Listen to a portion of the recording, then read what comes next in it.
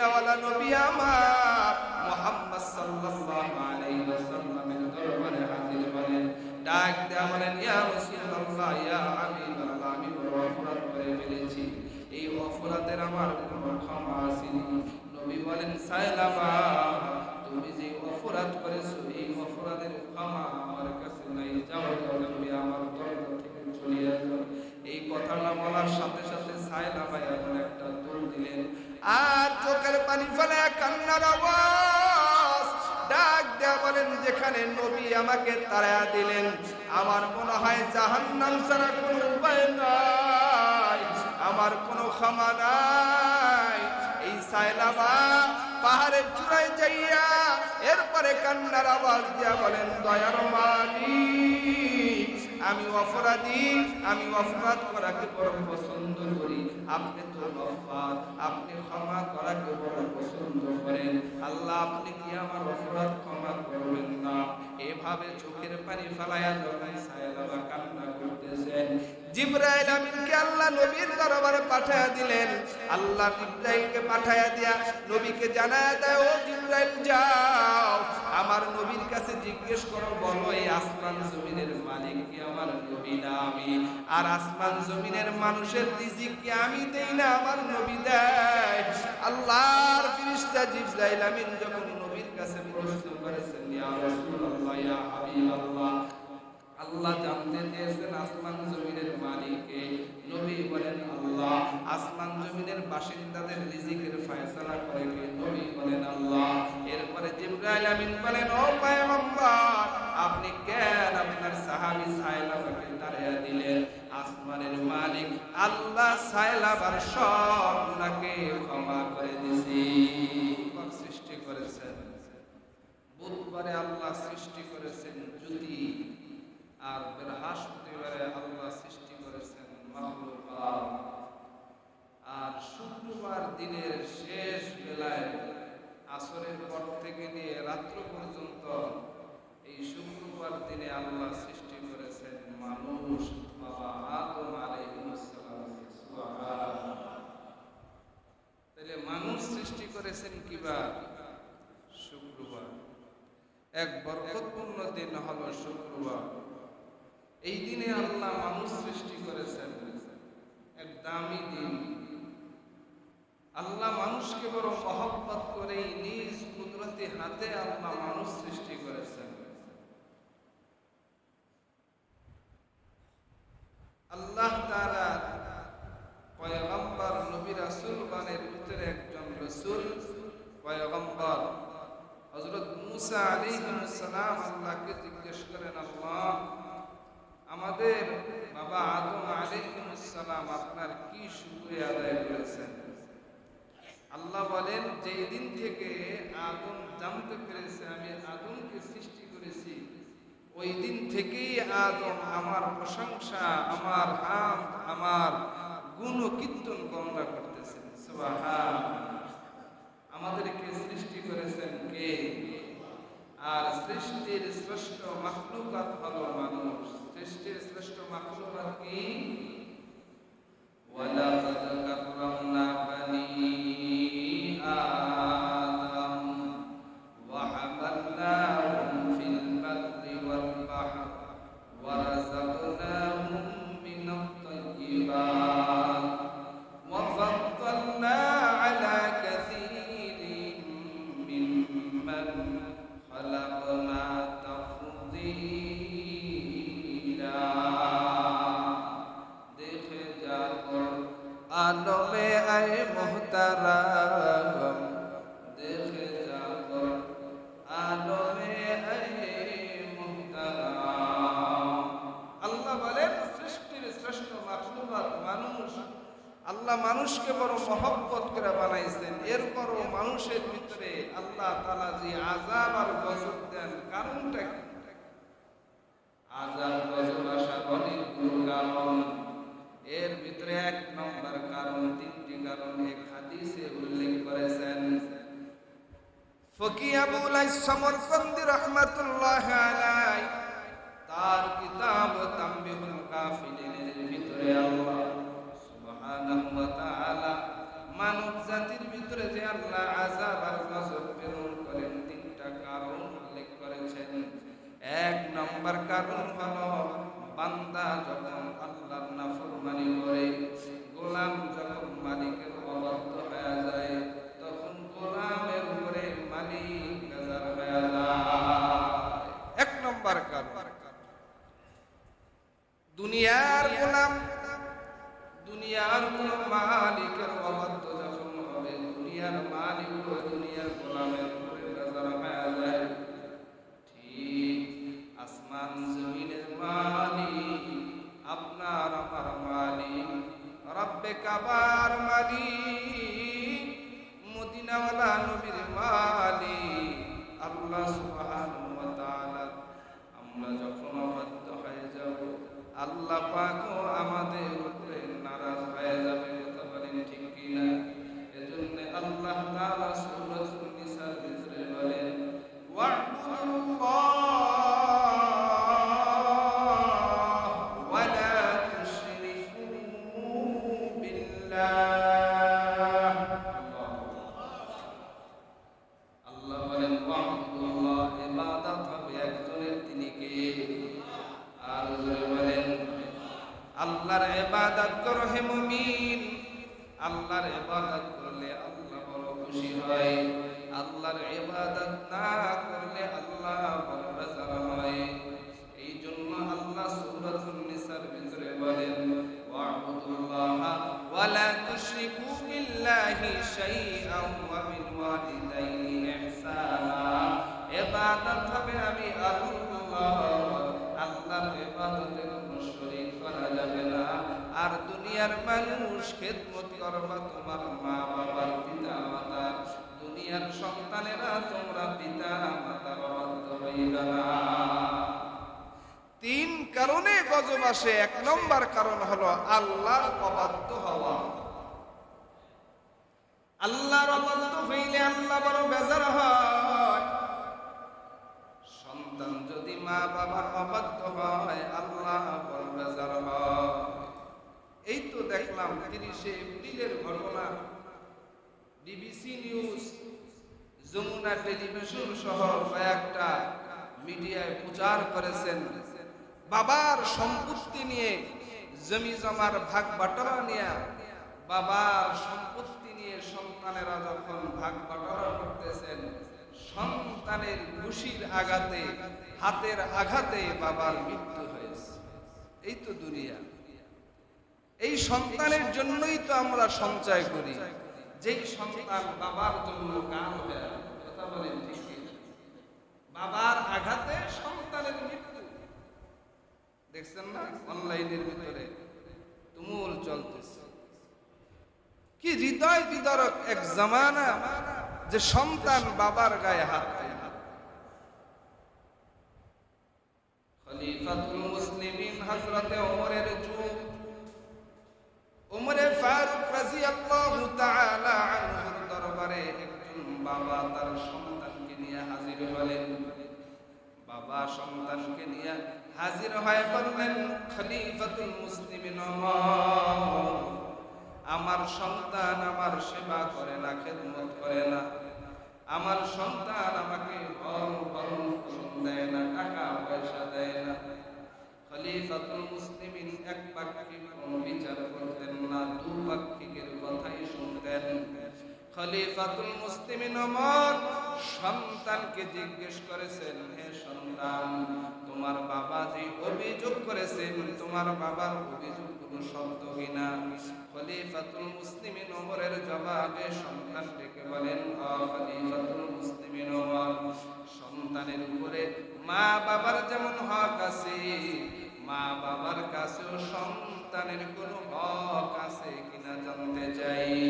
খলিফাতুল মুসলিমিন ওমর বলেন, মা বাবার কাছেও প্রাথমিক সন্তানের 3টা হক আছে।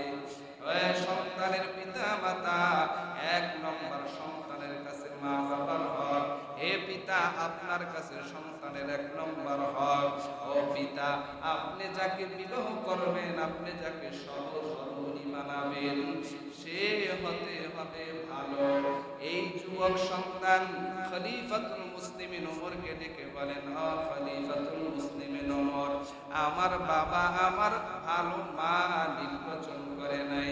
আমার মা হলো 400 দিরহামের একজন বাদী, আমি ওই বাদী মায়ের সন্তান। আমার মা ভালো ছিল না, আমার মা বাবা ভালো বংশের মেয়েকে নির্বাচন করে নাই। সন্তানের মা বাবার কাছে সন্তানের 2 নম্বর হক, সন্তান পৃথিবীতে আসলে ভালো একটা নাম নির্ণয় করবে, নাম রাখবে সুন্দর অর্থবোধক নাম। এই যুবক ডাক দিয়া বলেন, আমিরুল মুমিনিন খলিফাতুল মুসলিমিন ওমর, আমার বাবাই আমার নাম রাখছেন জুন্দু, যার অর্থ হলো নবচামচিকা। নবচামচিকা হলো আমার নামের অর্থ। আমার বাবাই আমাকে সুন্দর নাম নির্বাচন করে নাই। 3 নম্বর মা বাবার কাছে সন্তানের হক হলো সন্তানকে দ্বীন শিক্ষা দেওয়া, কোরআন শিক্ষা দেওয়া, মক্তবে পড়ানো, মাদ্রাসায় পড়ানো। মাদ্রাসাও বুঝি না, মক্তব বুঝি না, আল্লাহর দ্বীন শিক্ষা দেওয়া, আল্লাহর কোরআনকে তার বুকে ঢুকায়া দেওয়া, সিনায় ঢুকায়া দেওয়া। ছোট্টবেলা যখন বাচ্চার অন্তরের ভিতরে কোরআনের নূর থাকবে, কোরআন বলবে, কোরআন পড়বে, ওই নুরানি মক্তবের ভিতরে 40টি হাদিস পড়ানো হয়। ওই হাদিসের বাণীগুলো যখন তার অন্তরে থাকবে, ওই সন্তান কোনোদিন মা বাবার অবাধ্য হতে পারে না। ঠিক কিনা? ওই সন্তান ডাক দিয়া বলেন, আমার বাবা এই হকটুকু আদায় করে নাই, আমার বাবা আমাকে দ্বীন শিখায় নাই। আজ এই কারণে বাবার কাছে সন্তান লাঞ্ছিত। যেই বাবা সন্তানের জন্য এত অর্থ করে জমা করলেন, আজ সেই বাবা সন্তানের হাতে মৃত্যুবরণ করলেন, সন্তানের কাছে লাঞ্ছিত হলেন। এর কারণ কিছুটা মা বাবার দোষ আছে না নাই? প্রত্যেকটার ঘটনার পিছনে মা বাবাও দোষী। কর্ম যেমন ফল তেমনই হয়, কর্মটা হবে না। ঠিক কিনা? আম গাছ লাগাইলে আম গাছ হবে, জাম হবে না। জাম গাছের ভিতরে জাম হবে, আম হবে না। এর সন্তানেরা ফকি আবুল আইস সমরকন্দি রাহমাতুল্লাহ আলাইহি তামবিহুল কাফিরের ভিতরে উল্লেখ করেন, জামানার এক বুজুর্গ ঘটনা উল্লেখ করেন যে বাবাকে এমন একটা জায়গায় সন্তান আঘাত করেছে, মানুষজন দেখে ফেলছে, সন্তানকে এখন মানুষ করবে, আক্রমণ করবে। এমন সময় বাবায় ডাক দেয়া কয়, হে দুনিয়ার মানুষ, তোমরা আমার সন্তানকে কিছু বলবা না, কারণ আমার সন্তান অন্যায় করে নাই। আমিও আমার বাবাকে এই জায়গায় আক্রমণ করেছিলাম, আজ আমার সন্তান আমাকে এই জায়গায় আক্রমণ করেছে। এর মানে হলো বাবায় তার বাবার সাথে সুন্দর ব্যবহার করে নাই, যার কারণে আজ সন্তানও তার সাথে সুন্দর ব্যবহার করে না।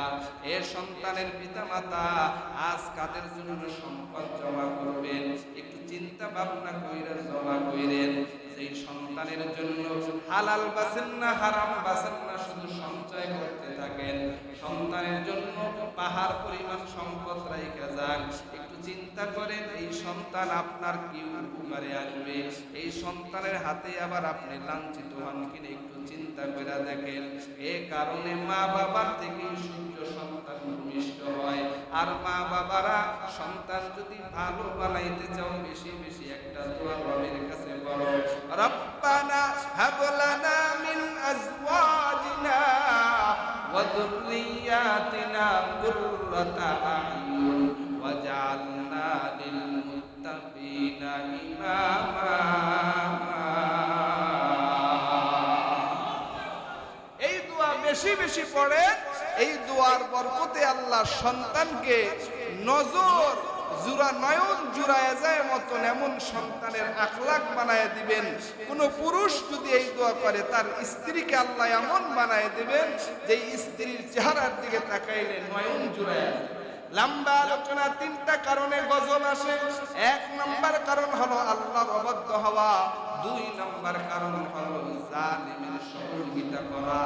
জালিমের সহযোগিতা করা আছে না নাই?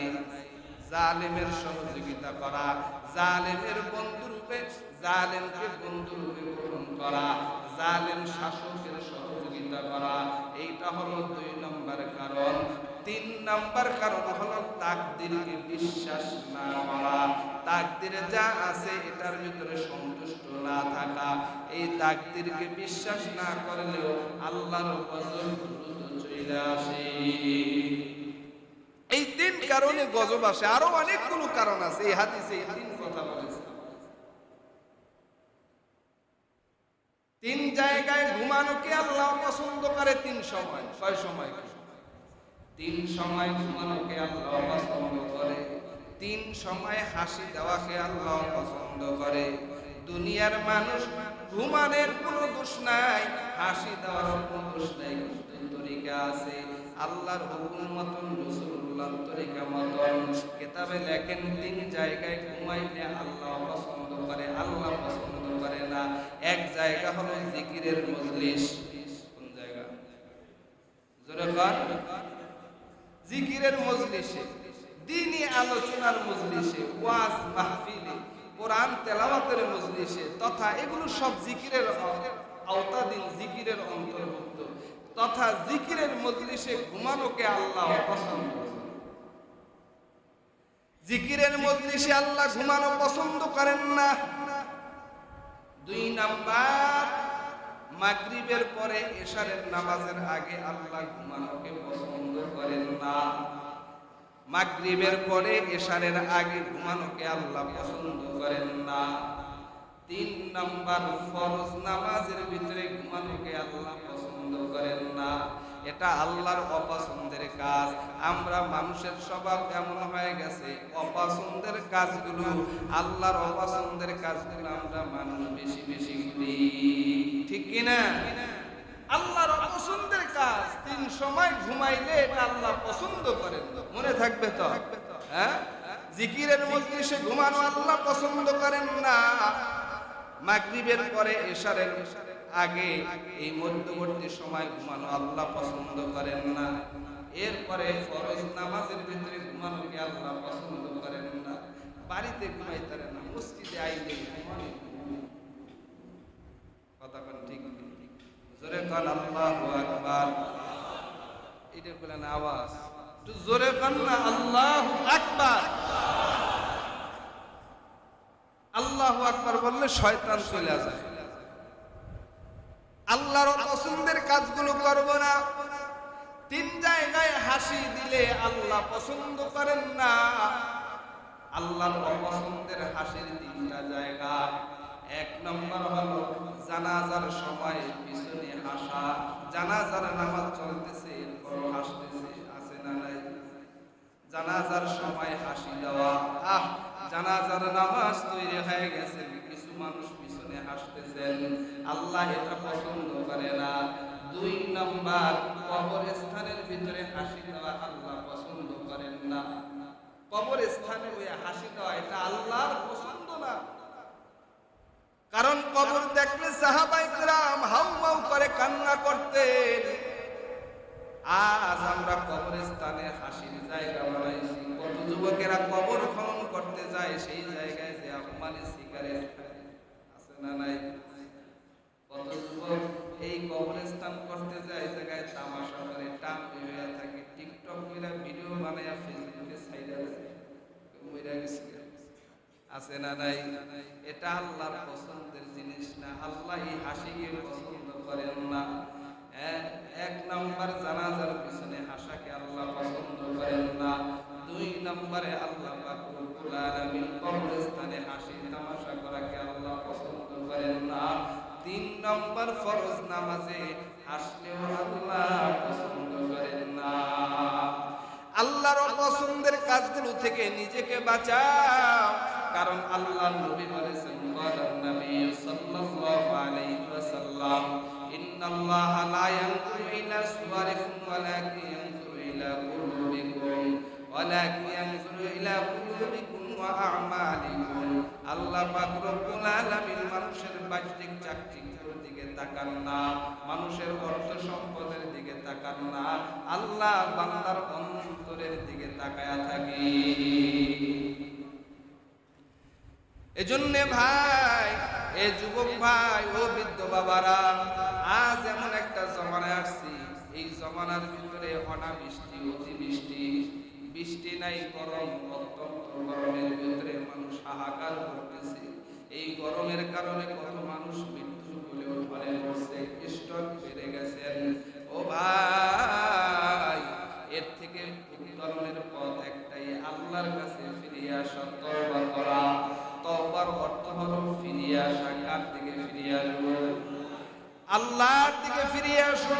আল্লাহ বলেন, কুল ইয়া ইবাদিয়াল্লাযীনা আসরাফু আলা আনফুসিহিম লা তাকনাতু মির রাহমাতিল্লাহ।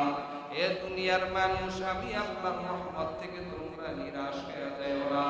বান্দা কত অপরাধ করেছো, তোমার অপরাধ থেকে আল্লাহর রহমত কোটি কোটি গুণে বেশি। আল্লাহর রহমতের দিক নজর করে আল্লাহর কাছে ক্ষমা প্রার্থনা করো। তবে তিনটা জিনিসকে সামনে রেখে তওবা করো। এক নাম্বার, যে অপরাধের জন্য তওবা করবা, ওই অপরাধ আর করবা না, আর ওই অপরাধের দিকে লজ্জিত হইবা, ওই অপরাধের কথা স্মরণ করে লজ্জিত হইবা।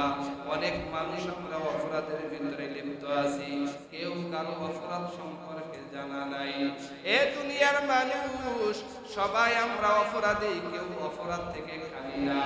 এ কারণে যে অপরাধের ভিতরে আছি, অপরাধ থেকে লজ্জিত হওয়া, শর্মিন্দা হওয়া, আর মনে মনে এরাদা করা, আল্লাহ যে অপরাধের ভিতরে লিপ্ত আছে, অপরাধ আর কোনদিন করব না। আর খাটি দিলে তওবা করা, আল্লাহ তুমি আমার এই অপরাধের গুনাহ সমূহকে মাফ করে দাও। কারণ দুনিয়ার মানুষ এই দুনিয়ার থেকে বিদায় নিবা, আর কিয়ামতের ময়দানে যখন উঠবা, আল্লাহ বলেন ওয়ায়াফা ফি সুদুরিকুম, কিয়ামতের ময়দানে উঠলে মানুষ তোমার সব আমলনামা প্রকাশ হয়ে যাবে, প্রকাশ হয়ে যাবে। কে কোন অপরাধ করেছে, সব অপরাধের খবর আল্লাহর সামনে উপস্থিত করা হবে। ওই দিন আল্লাহ তাআলা যেই বান্দার হিসাব নিবে, সেই বান্দা তো আযাবের হাতে, ফেরেশতার হাতে গ্রেফতার হয়ে যাবে। আর যার হিসাব আল্লাহ নিবেন না, তাকে আল্লাহ আযাবের ফেরেশতার হাতে গ্রেফতার করবেন না। এই কারণে যুবক ভাই ও বৃদ্ধ বাবারা, খাটি দিলে তওবা করে নাও, তওবার দরওয়াজায় ফিরে আসো। আল্লাহ বলেন, ইবাদিয়াল্লাযীনা আসরাফু আলা আনফুসিহিম, ইয়া ইবাদি, আয় মেরে বান্দা, ও আমার বান্দা। আল্লাহ আদর কইরা কইরা মানুষকে ডাকেন, কারণ মানুষ আল্লাহর মহব্বতের বান্দা। কারণ আল্লাহ মানুষকে বড় মহব্বত করে বানাইছেন। মা বাবাই কি মহব্বত করেন, তার থেকে 99 গুণ বেশি মহব্বত আল্লাহ করেন। আল্লাহ মানুষকে বড়ই মহব্বত করেন। কিতাবে ঘটনা পড়লাম, বাবার খেদমত করার না কারণে সন্তানকে জাহান্নামের ভিতরে পাঠাইবেন আল্লাহ। এমন সময় সন্তান আল্লাহকে ডেকে বলেন, আল্লাহ আমার বাবার সঠিকভাবে খেদমত করতে পারি নাই। উফ, ওই সন্তানকে মিজানের পাল্লায় হাজির করবেন, নেকি এবং বদি দুইটা পাল্লায় তারা আমলনামা ওজন দিবেন। এমন সময় একজন ফেরেশতা উফ নামক একটা বদির পাল্লায় হাত দিয়া দিলেন। উফ, আল্লাহ পাক সূরা বনী ইসরাঈলে বলেছেন, ওয়াকাযা রাব্বুকা আল্লা তা'বুদু ইল্লা ইয়াহু ওয়া বিল ওয়ালিদাইনি ইহসানা ইম্মা ইয়াবলুগান্না ইনদাকাল কিবারা আহাদুহুমা আও কিলাহুমা ফালা তাকুল লাহুমা উফফি ওয়া লা তানহারহুমা। তোমার মা বাবার সাথে এমন আচরণ করিও না যার কারণে তোমার মা বাবা অন্তর থেকে উফ বলে। এই উফ শব্দটা, উফ, এই অন্তরের উফ শব্দটা উহুদ পাহাড় থেকেও বড় ভারী।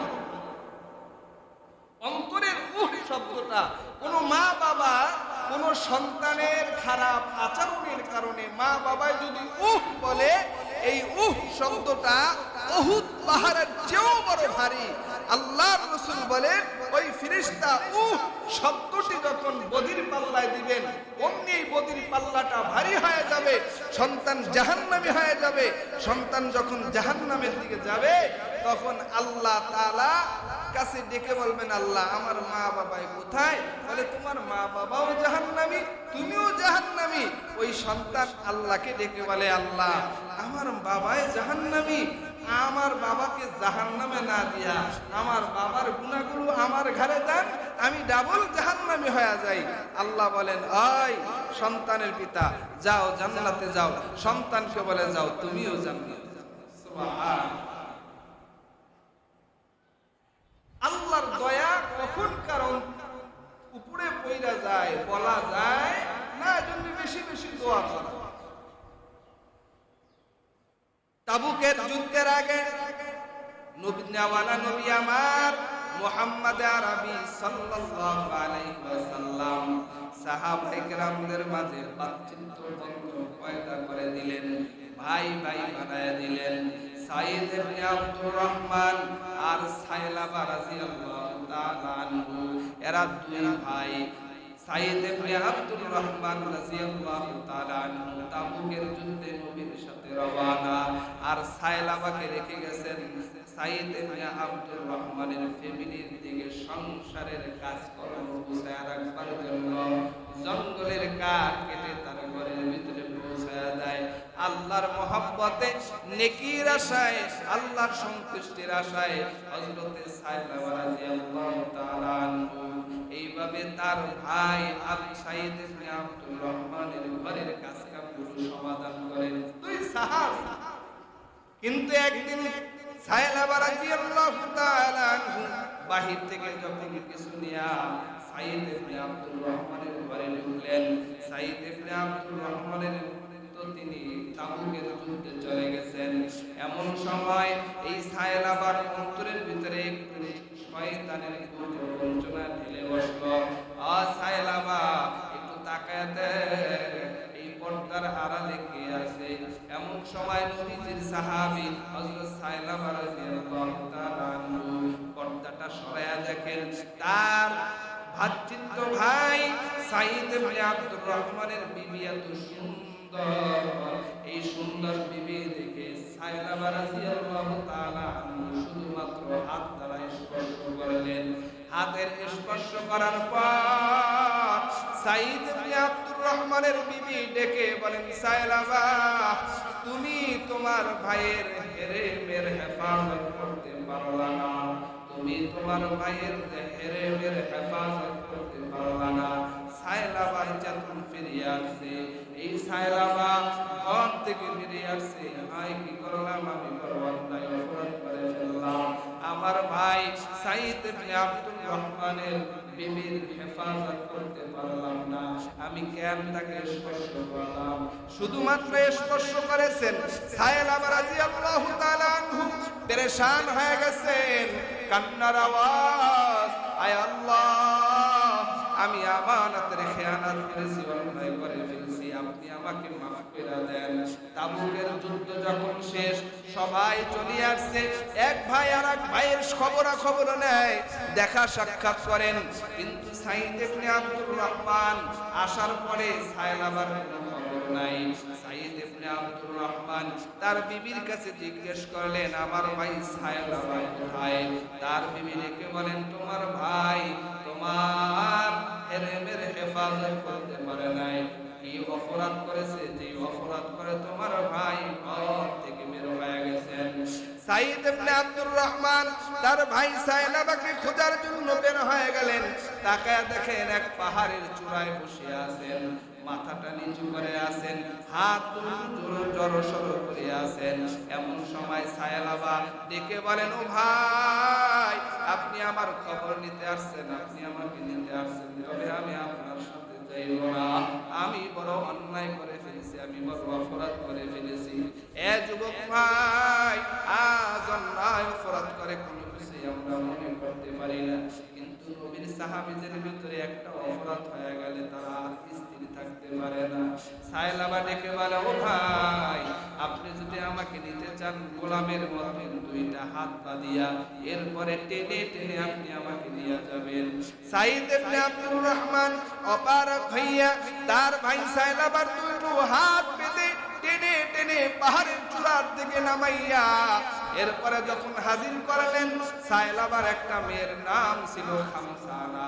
এই খামসানার কানে যখন এই সংবাদ পৌঁছে গেল, বাবার খবরটা যখন মেয়ের কানে পৌঁছলো, মেয়ে ধিক্কার জানায় বললেন, বাবা আপনি এমন এক জঘন্য অপরাধ করেছেন, আমি আপনাকে বাবা বলতে বড় লজ্জা হয়।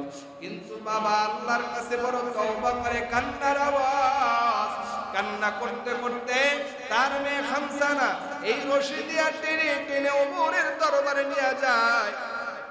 ওমরের দরবারে নেওয়ার পর এই সায়লাবা ডাকিয়া বলেন, ওমর আমার কি কোনো ক্ষমা হবে নাকি? ওমর বলে, তুমি আমার চোখের সামনে থেকে চলে যাও, না হয় আমার মন চাই আমি তোমাকে ঘাড় ধাক্কা দিয়ে এখান থেকে বের করে দেই। ওমর কাছে যখন কোনো সাড়া পায় নাই, এই সায়লাবাকে টেনে টেনে আবু বকরের দরবারে নিয়ে গেলেন। আবু বকর বলেন, যাও আমার সামনে থেকে নিয়ে যাও, এই অপরাধীকে আমি সুপারিশ করতে পারবো না।